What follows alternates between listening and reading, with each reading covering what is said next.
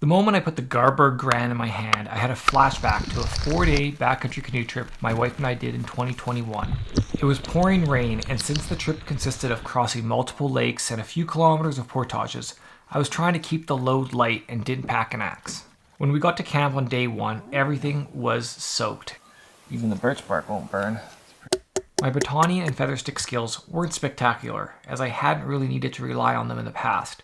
But on this trip, batoning would prove to be the only way we were going to get to some dry wood and start a fire, and a skill worth knowing.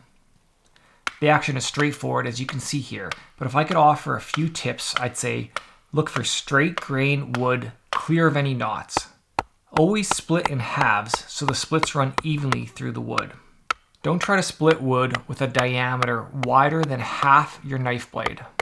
Usually, you don't even have to pound through the whole piece. 2/3 of the way is often enough to allow you to rotate the blade and pop the split apart, saving your knife edge from hitting the work surface.